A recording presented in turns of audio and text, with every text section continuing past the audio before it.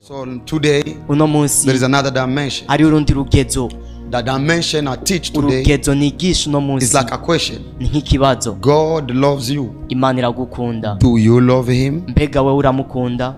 This is only the teaching I have. Iyo niyo nyigisho mfise kuri uno munsi. Thank you, Holy Spirit. Urakoze mpemu Yesu. God loves you. Imana iragukunda. Do you love him? Mbega wewe uramukunda? God Imana loves you. iragukunda. Do you love him? Wewe uramukunda? This is the simple question. Ico ni kibazo And gisanzwe. if you can answer, Nimba ushobora kucishura, answer it quickly. cyishure wihuta. For those who are on Facebook, Ku bari kuri Facebook, for those who are in Zoom, ku bantu bari kuri Zoom, on YouTube, ku bari kuri YouTube, Instagram, kuri Instagram, you are welcome. murakaza. God loves you. Imana Do irabakunda. you love God? Mbega mwebwe murakunda Imana. So now I need to teach you a powerful Nkene secret. kubigisha ibanga If you rikomeye. can open your Bible, Nimba ushobora kugura Bibiliya yawe open gusa, quickly in the book of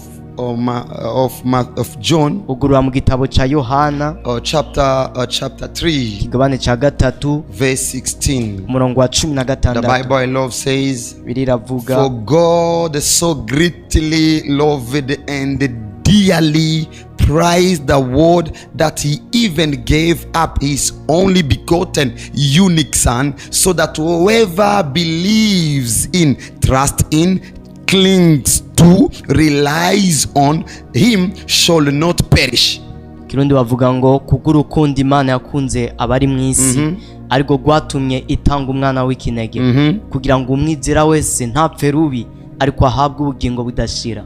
So now we have a proof Ubu turafise icemeza that God loved us, yuko Imana yadukunze. and that's why God Nico gituma Imana gave us his only son. yaduhaye umwana wiwe w'ikinege. And today Hamwe no munsi we have turafise not our son, apana umwana we wacu have his son. ariko duhise umwana wayo. And every solution we have today, Amasolution yose dufise no we munsi have it by his son. tuyifise kubw'umwana wayo. It means by his love, Bisigura ngo kubw'urukundo rwiwe, to demonstrate the love of God.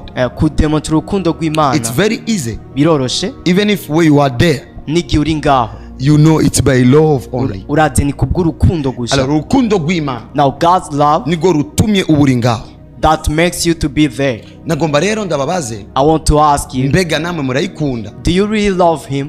Birashobora kudufata umwanya, It may take time to us, ariko mu mwanya muto but in a few times reka nsigure let me explain ano majambo. these words. Nizera ko aza kumfasha I believe it's gonna help. igihe cyose ndiko ndigisha. Whenever I'm teaching, Mba ndiko ndigishwa.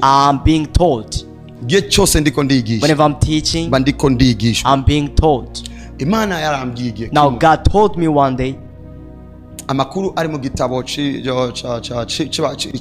cya Paulo ku Bikorinto, from the stories of Corinthians igice cya 13, 13, aho bavuga ku bijyanye n'urukundo. when they say about love, Urukundo rurihangana, love is patient, urukundo rurarenzako. love is increasing. You know, love is love.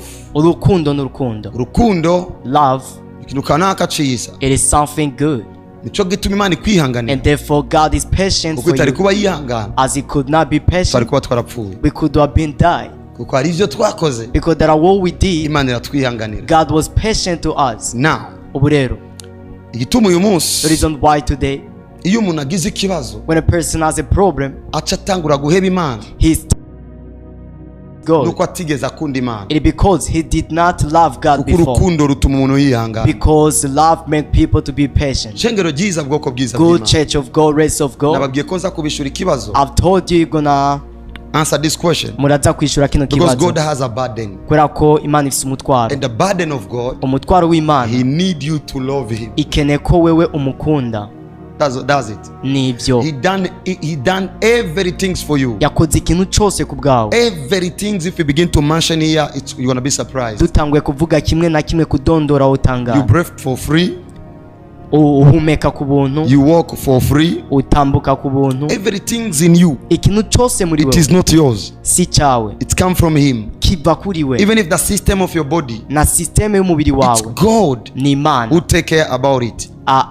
awitwararitse. You know, if they can sell a person, Nimba bashobora kugurisha umuntu, it acquire billions and billions and billions of money. bifata amamiliyaridi n'amamiliyaridi There y'amafaranga. is some countries, Hari ibihugu bimwe na they bimwe try to calculate the value of a man in a market.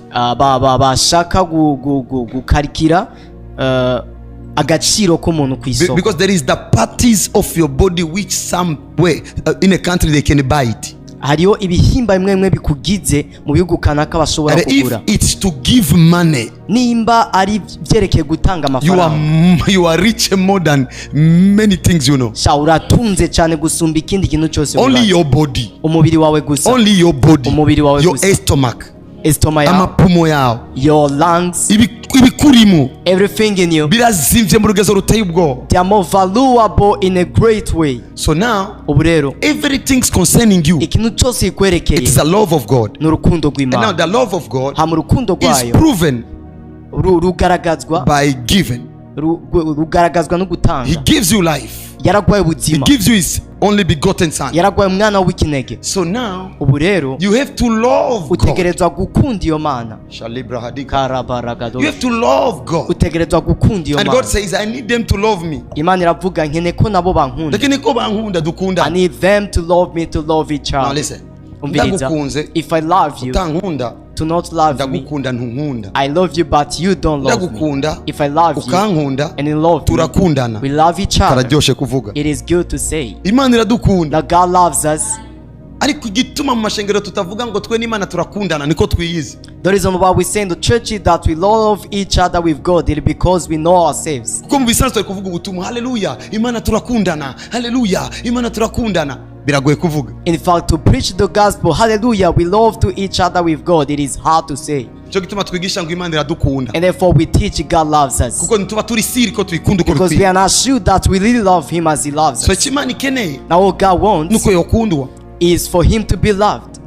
Kwemeze yuko abantu benshi tujya mu mashengero. I prove you that so many people are going to the churches Suko dukunda Imana. not because we love God, Benshi bajayo kubera ko bakunda ivyo Imana ishoboye but gutanga. some people they go there because they love what God can provide to Bategerezwa them. kugera muri dimension So we have to be in this dimension aho Imana yishugwa uno mutwaro. where guys you apply this burden, Aho ugenda imbere yayo. where you go in front of Him Uri kurayihimbaza tu. and then you worship I love Him. you, God. Ndagukunda Mana. Nijari wagize amasengesho yitwa imisindwi ya I love you God. When did you took a time in praying and then you say Ndagukunda Mana? Igihe cyose Whenever dukora 40 jours, we make 40 days of being delivered, dukora 27 jours. we make 27 days of this and that. But this is the deepest secret. Ariko iri nibanga rikomeye ry'ibwina. Imana igomba ko dukundana. God want to love each other.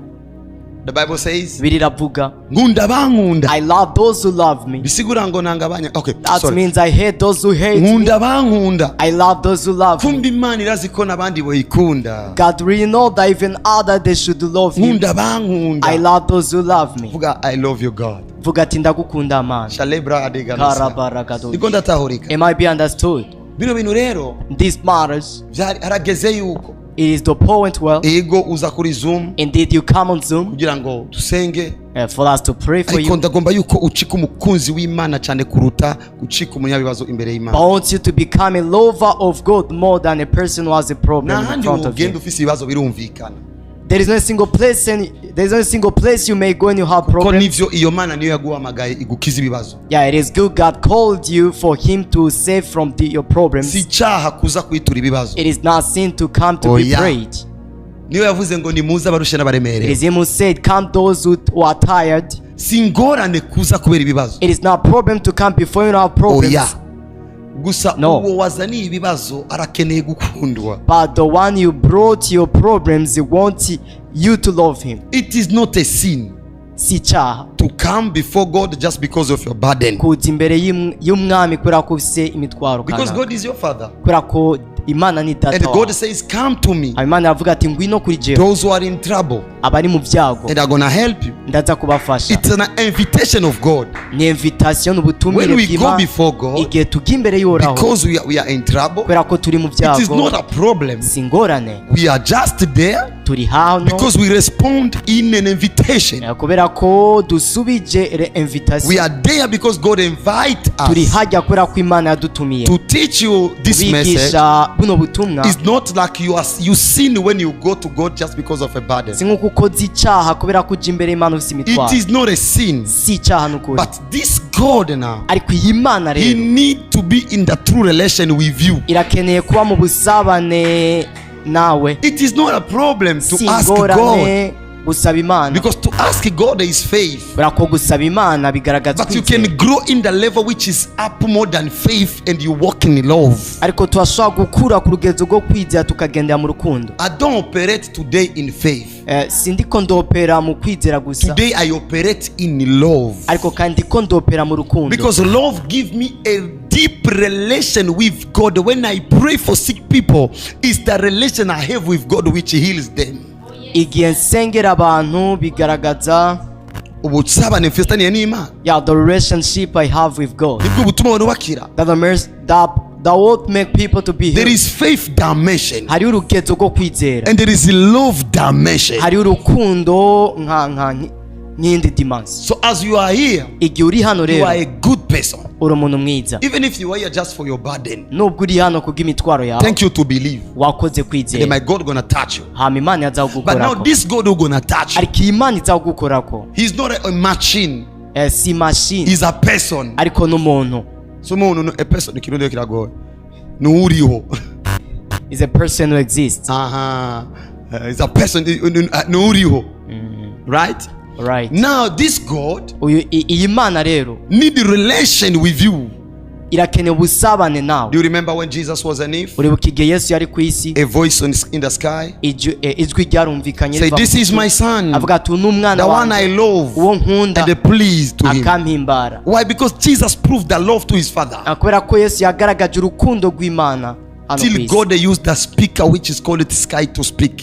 gushikana Imana ikoresha ikirere nka bafu. It's too much. Birarenze. You understand the message? uratawe ubutumwa You bwiza. are here is so powerful. muri hano n'ivy'ubushobozi. Welcome and enjoy the power. murakaza munezerwe But I ubushobozi. just try to invite you in ariko another dimension. ndagutumiriye kuba mu rundi rugezo. You can choose to come. urashobora guhitamo If kuza. you can stay in your dimension. If you choose to stay in your dimension, igihe uhisemo kuba mu rugezo ufise no it's munsi not a problem. si ingorane. But I invite you, ariko ndagutumiriye come into this dimension ingo muri runo rugezo, where you go before God just to worship. aho uja imbere y'Imana ugiye Where you kumuhimbaza. go before God just to say, "I love you, aho uja dear." imbere y'Imana uvuga ati ndagukunda mukunzi. Where you go before God just to say, "I love you, dear." aho ugenda imbere y'Imana ukavuga ati ndagukunda mukunzi. Is another dimension. n'urundi rugezo. The dimension you are in urugezo ufise is not a bad dimension, si urugezo rubi, because you are in the house of God, kubera ko uri mu ngoro y'uhoraho, not in the house of the devil. apana mu nzu y'abadayimoni. You are a believer, uruwizera, but like a believer, ariko you nk'uwizera have to grow. utegerezwa gukura. And the Bible says, Bibiliya iravuga, "I'll never do anything." sinzokugira icyo nkora. Barabashata, karabashanda zemtale baradia. simparamanezi. You get it? uratawe ivyo. Ari muri korana urashira ibiganza Is hejuru. any person is understanding me, lift up your hands. Thank you, Holy Spirit. Urakoze Hallelujah. mwebwe. Praise the Lord. Ari rundi rugezo. There is another dimension Aho. where When Imana mucika inshuti, you and God become friends. Imana ivuga kuri Abraham, And God told to "Ntacyo Abraham, nokora I cannot do anything ntabwiye Abraham." without revealing myself. Abraham yaramaze kuva mu bizera Imana, yaramaze ukundana Like n'Imana. Abraham shifted from being believer, but he was a beloved before God. Yesu avuga ngo, Jesus says, "Si nkibita abashumba." I'm not calling you servants. I don't call you servant no more. Sinkicita abashumba. I call you today Ariko uno munsi my ndabita friend, abakunzi. because umushumba Because a servant, ntashobora kumenya ivyo databuja akora, he cannot know what his master does. ariko umugenzi By a friend, amenya ivyo umugenzi akora. he knows what a friend does. Intumwa zaravuye muri dimension, The apostles were not in the dimension, binjizwa mu yindi dimension. they were into another dimension. Niyo ndiko ndajanamo abantu Imana The yandungitse. dimension I'm leading people. Ndazi ko izo kwinjiramo bake, I know only few people they will be in, ariko abo bake but those few people tuzoca dukorera benshi. will be saving so many people. Bijya vy'ingoro cange inzu, For it's concerning about a house and Ni vy'abake. temple, it is for few people. Imana irabafise, God has you, ni bake binjiye. but few who enter. Ubu rero Now tugeze aho we are well. Yesu yagendanye n'intumwa, Jesus walked with ariko agera disciples, umunsi aboza amaguru, but he was at the point when he washed their avuga feet, ngo si nkibita and then he told them, I'm not calling you. sinkibita kandi abashumba, I no longer call you servants, ndabita abakunzi. but I call you Dimension beloved. y'ubukunzi So the dimension of loving niyo ibamwo kubwirana n'Imana vyose. is there you talk to God everything. I bless you. Ndabahezagiye. I bless you. Ndabahezagiye. Jesus is God. Yesu ni Imana. Ndiko ndatahurika. Am I be understood? Rero tubaye mwisi We live in the world, vy'ukuri indeed, aho abantu banga gukunda Imana, people they hate to love God kuko gato gusa because a small thing barayidogera, they complain to this God. gato gusa A small thing barayidogera. they complain to this God. Imyidodombo So complaining n'urugezo rwo kutagira urukundo, is dimension to not having love. si ukutizera Not because you're not nuko believer, utamukunda, it is because you don't love him. kuko bari kumwihanganira natari kuba yarabigukoreye. You should be patient even though he hasn't done what you need. Taleje mahaga Karabaragadosh. kepili mayana Shelebadosh. sopulu mahando skima. Paramashente. I bless you. Ndabahezagiye. I bless you. Ndabahezagiye. Hallelujah. Praise God. Urugezo So the dimension rwo gukundana n'Imana of loving each other with n'urugezo God, rwo hejuru cyane, it is a higher dimension. winjiremo mu izina rya Yesu. Enter there in Jesus' name. Iyo umukobwa fiançaye iheze When a girl, the period of engagement finishes, akidoga, and then she suko complains, atizera Imana. not because she doesn't Nuko believe in adakunda Imana God, gusa. it's because she doesn't love God. Iyo umukobwa When a girl, umusore amubwiye a boy tells him, sinogutwara naguhonjeje I cannot get married, without test it, yeah, without testing you, akemera ko bamuhonje, and then she accepts to be suko tested, atizera Imana, not because she doesn't Ntakunda believe Imana. God, it is because she doesn't love God. urugezo rwo guheba So the icyaha dimension of leaving the sin, ntirumatanye no kwizera. it is not connected with faith. Urashobora kwizera ugasambana. You may have a faith, but you commit sexual immorality. Urugezo rwo guheba icyaha So the dimension of leaving the sin, rumatanye n'urukundo. it is connected with love. Nta muntu aheba icyaha kubera ko A yizeye. single person can abandon sin because he Abantu believes. baheba icyaha kubera ko bakunze Imana. Now people they abandon sin because they love God. Umugore wa kanaka igituma adasambana hanze ni kubera ko akunda kanaka, urukundo rugiye aratanga no ku banyagihugu. One's life cannot commit sexual immorality because of the love she has to his husband. Ni love. Urukundo. Nicyo gituma mubona in the ministry I lead, And therefore you see in the ministry in Dongoy, mugiye kuraba force irimo, when you try to analyze the force inside, Imana yatumye abantu bakunda prophet. God made people to love the prophet. Hari n'umukobwa avuga ngo ubwo yaraje kumbwira One girl came and told gwego me, ndatinya Imana ariko ntayo mbona hafi, I fear God, but I'm not seeing it near me. ariko hari umusore yampropoje. But there is a boy who Ndibaza proposed daddy me. nzomubwira iki? And then I wonder what I'm going I to said tell this is daddy. love not fear, Uru n'urukundo si ubwoba. kuko daddy yari kumukwepa. Because he could chase daddy. Matawisho ndiko ndavuga, Do you understand what I'm saying? igituma duheba The ivyaha reason why we abandon sins, suko tudafise imibiri. not because we don't have bodies. Urukundo dukunda Imana rutuma tugwiza n'ubusa ikintu cyose kituje imbere. Our love for God leads us to multiply everything by zero. Suko tabona abakobwa beza people, Not because we don't see beautiful suko natwe girls. batatubona. Not because they don't see us. Igituma tubireka The nuko reason why urukundo we dukunda Imana abandon it is about rwuzuye. this love we love God, which is full. Ukabona umuntu aguye suko atizera nuko urukundo If you rwatimvye. say a person falls down not because he's not believer, but because he no more have the love. Kana kubwira umuntu ucisambanya n'uwo Let me take to a person who is still committing ushaka kugira na 3 masturbation. jours za jeûne, Go and make 3 days of prayer. uzobiheba amezi 3 usubire wikore kandi. You will I leave told you. it 3 months, but after you shall do it Developa again. gukunda Imana, Just develop to love amaboko God uyahebera Imana urabe. and lead your hand to become God's Just hand. give your hands to God and you'll see. Tanga amaboko yawe ku Mana. This is the dimension. Uru n'urugezo. Alors ingorane dufise ku isi, Now the problem we have on it, Imana ntituyikunda. we don't really love this God. So Imana ifise umutwaro re, Now God has a burden. ikeneye ko mukundana. He wants to love each other. Urayishuye umutwaro. Do you answer this Ni burden? byiza kwishura umutwaro It is w'Imana. good to answer this burden. Oh Jesus, Oh yes, I love you. ndagukunda. Ndiko natahurika my Am I be family. understood? Ndiko natahurika. Am I be understood? Ndiko biraza. Is it? Gaseze ku understandable? kiganza c'Imana kikubeko mu izina rya I Yesu. pray may God's hand be over you. Now, Ubu rero, ari umukobwa yoba yama agenda hansi, there is a girl who could go somewhere every ariko day. akunzwe n'umusore neza But when akamukunda, she's really loved with a boy, inkomezi zo kuyerera zigahagarara. the strength of wandering finishes. None zavuye Where those strength came from. ku rukundo yakuze ujya muntu. It's all about the love she loved this person.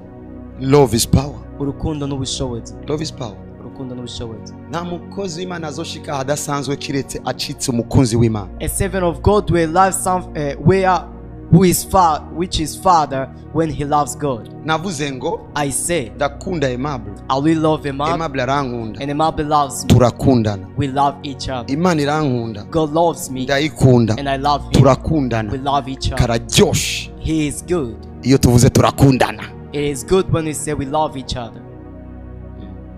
Urukundo rw'Imana rero Now God's love, si amajambo. it is not words. Urukundo rw'Imana God's love, birivuga ngo the Bible says, aba bantu these persons, Joshua just siko batankunda, not because they don't love, bankundisha iminwa yabo they love me with their mouth, ariko imitima yabo iri kure but yaje. their hearts are far away from me. Bibiri gakivuga ngo ahari ubutunzi bw'umuntu ntihari umutima wiwe. And the Bible says, where Where there is the richest of somebody is where the heart is. oh yes, You get this? urataho ivyo, This too much. ibi birarenze, This too much. ibi birarenze. It means for me to love God with my heart, I have to put my riches in God. Aha, je iyo nkundisha Imana umutima wanje ntegerezwa gushira n'ubutunzi bwanje muri iyo Mana. Kuko umutima umenyereye kugenda hari ubutunzi.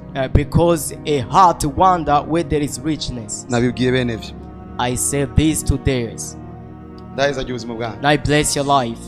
Hallelujah. Praise the Lord. Ndaheza ubuzima bwanyu. I bless your life. Ndaheza ubuzima bwanyu. I bless your life. Ndaseze ngo Imana ikugira umukunzi wayo. May God make you his beloved. Reka dutangure kuvuga ubutumwa mu ishengero ubu. They start preaching in the church nowadays. Murabona Imana dukundana? Then they say, see this God we love each other. Apana murabona Imana idukunda? Not this God who loves us. Murabona Imana See dukundana? this God we love each Ari other. ibintu igiye gukora mu gisagara. There are something gonna dance Murabona in Imana this capital. dukundana? You see this God we love Ari each ibintu igiye other. gukorana There are nawe. something that gonna take place. Murabona Imana You see dukundana? this God we love each Ari other. ibintu igiye gukora muri There are media. things that you're gonna dance in the media. Murabona Imana You see dukundana? this God we love each other. Ari ibintu igiye gukora muri There choir. are something you're gonna do in the Murabona choir. Imana You see dukundana? this God we love each Ari other. ibintu igiye gukora na protocol. There are things you're gonna do together with the prophet. Ariko gituma tutavuga Imana And the dukundana. reason why we don't say God we love each other, We are not sure. it is because ntituri Koko see. ko abantu bayikunda. Indeed, surely So the Imana people ifite love umutwaro him. rero. Now God has a burden. Hallelujah. Praise the Lord. Hallelujah. Praise God. Hallelujah. Praise God. Cyo gituma muri ino si biteye ubwoba. They form this world is so terrible. Uzosanga umuntu acisambanya niwe akritika abakozi b'Imana kuri Facebook. You meet a person who masturbate himself, he criticize servant of God. Uzosanga umuntu asanzwe abizi yuko ari mu Barabu afise n'umugabo w'abandi kuri telefone basambana kuri phone niwe atuka abakozi b'Imana kuri nicyo gituma tutabishura. You see a person from Arabic countries still committing prostitution. Kuko umuntu yaribagiye He makes kwirabawe akakumaraba ku ruhande wiherako. Start seeing yourself, considering yourself, don't consider others. Wisanzwe umuntu tubaha mama wiwe ntakwiye no gukritika undi muntu numwe. A person who doesn't honor his mother, he cannot make criticism to anybody else. Wisanzwe umuntu atubaha mama wiwe A person who doesn't respect his mother, ntakwiye no gukritika umukozi w'Imana numwe. you cannot criticize any servant of God. Muratavye ngo navuga? Do you understand what I'm saying? Ha? Umuntu adakunda abavukanye A biwe person who doesn't love his siblings, ntakwiye no gukritika umuntu numwe. he's not allowed to criticize any person. Navyemerewe. You're not allowed. Umuntu akigendera mu busambanyi A person who is walking sexual immorality, yikritika urukundo akunda Imana imbere ko akritika abandi abona kuri Facebook.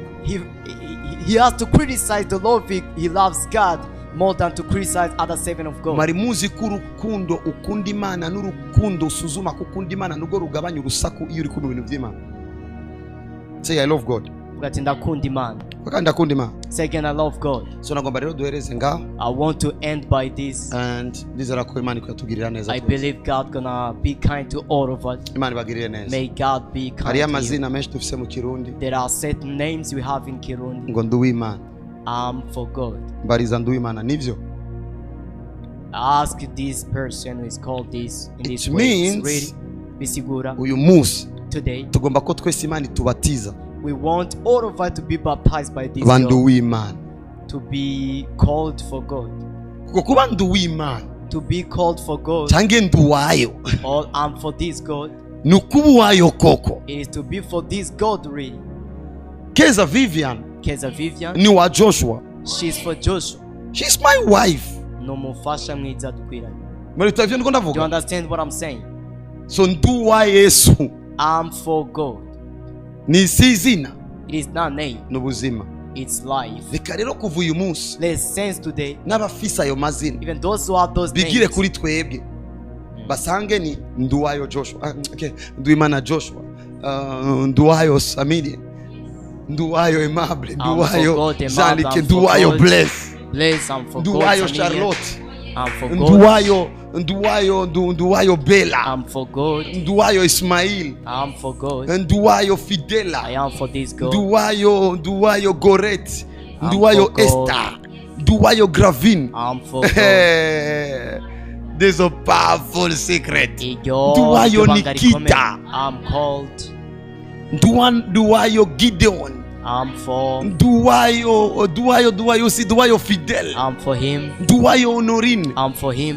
That's it. Nibyo. Nagomba ndaba mu murongo amazina I want you to be baptized with other ariko names, ntibiba amajambo. but let not become words Birababaje naho only. ndikunda bivuga muri buno buryo. I'm speaking this way. I'm hurt. Imana iranyotewe gukundwa nawe. God has a thirst of being loved by you. Sinzi ko mubizi ko abantu benshi bitwa bihebeye Imana ari abihebeye inoti. Sorry. Nagomba mvuge ngo abantu benshi bihebeye Imana. Okay, sorry. Nibagica nagomba kuvuga. Sinzi ko mubizi ko abihebeye Imana benshi mwumva ari abihebeye inoti. Sorry. Nagomba mvuge ngo abihebeye qu'est-ce qui se passe? Sinzi ko mubizi. I don't know if you know it. Niko Imana yambwiye ngo you know son. Uradimwa. Abantu benshi bita bihebeye Imana kandi arabihebeye inoti. People, they are called that they were consecrated to God, but they have consecrated to the money. Ukwiyebera Imana sukuko ndiko ndavuga ubutumuko. To consecrated to God is not to preach as I'm preaching. Kwiyebera Imana ni inside. To consecrate to God is inside. Kuko umuntu yihebeye Imana ntashobora gusambana n'umwana w'abandi. Now a person who is consecrated to God, he cannot make It's sexual impossible. immorality to another person. Ntibishoboka. Impossible. Ntibishoboka. Gisambana n'abakobwa b'abandi. If you commit sexual immorality with other Genda wihebera girls, Imana neza. go and consecrate to God. Imana Really. ibahezage. May God bless you. Father, thank you. Data ndagushimiye. Turakwinginze ngo tubabarire. We beg you to forgive us. Turakeneye imbabazi zawe We aho need your mercy. kandi tugomba tukwihebere ko. And then we just want to consecrate ourselves Amen. to you. Amen. Hallelujah. Praise the Lord. Akasubiremo. Can I repeat it? Abihebeye Imana benshi. Those who have consecrated to God, Iyi ni terme mvuze jewe is a night time I say, igiye kuzura ku isi yose. it's gonna be spread all over the world. Ari abihebeye inoti. There are those who are consecrated to the Ni money. gute uzomenya uwihebeye inoti n'uwihebeye Imana? How you will know a person consecrated to God or a person consecrated himself to the money? Yitegura gukora n'ivyo Imana itagomba. He Nta muntu expects yihebera Imana akora ibimuhimbara. Uyihebera Imana akora ibihimbara Imana. one who consecrated himself to God, he does what pleases God. Umuntu yihebera Imana yihutira cyane guhinduka n'igihe yasanze yakoze rero. Even when this person commits something evil, she tries to turn around. Ariko umuntu yihebeye inoti A person who consecrated himself to aheba money, Imana kubera inoti. he abandoned this God because of money. That's a reality. Uko nuko Ibaze biri. iyi terme niyo bwa mbere ndayumvise ku This is isi. the first time I hear it. And God speak to me Imana irambwiye, and says Imana iravuze. many people Abantu benshi sabihebeye Imana are not people consecrated themselves to God, n'abihebeye inoti. are those who consecrate their life to money. Ushobora kwicara in the office You can sit in the office, bikakorohera gusambana n'umuntu urongoye in the ministry. and then it is easy to commit sexual immorality with a person you lead in the Ugume ministry. wiyumvira ko wihebeye Imana wewe. Don't think that you have consecrated your life to God. Warihebeye inoti. You have consecrated your life to money.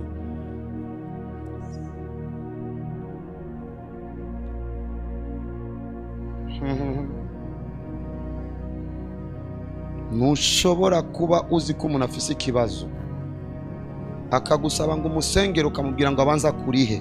If a person Warihebeye has a inoti. problem, before praying for him, you ask for money.